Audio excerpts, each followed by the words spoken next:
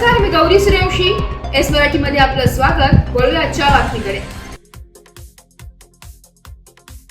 नांदगाव कृषी उत्पन्न बाजार समितीमध्ये लाल कांद्याची वाढली आवक. मकर संक्रांत सणाची सुट्टीमुळे काही कृषी उत्पन्न बाजार समिती बंद.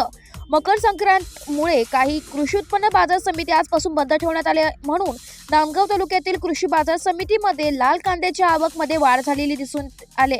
पण लाल कांद्याचे भाव 1600 ते 1700 पर्यंत भाव मिळाल्यामुळे शेतकऱ्यांमध्ये नाराजी व्यक्त आहे. नांदगाव कृषी उत्पन्न बाजार समितीमध्ये लाल कांदा ट्रॅक्टरची वाढ, शेतकऱ्याची गर्दी बघायला मिळाली. पण लाल कांद्याचे भाव घसरल्याने शेतकरी वर्गामध्ये नाराजीचे वातावरण निर्माण झाले.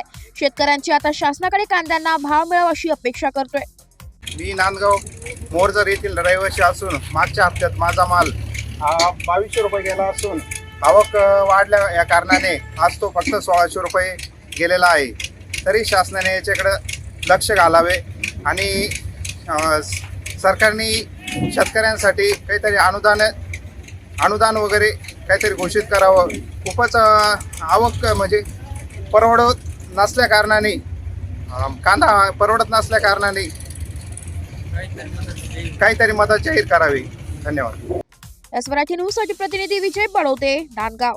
अशाच नवीन ताज्या घडामोडी जाणून घेण्यासाठी आमच्या एस मराठी न्यूज चॅनलला लाईक करा, शेअर करा, सबस्क्राईब करा आणि बेल आयकॉनला क्लिक करायला विसरू नका.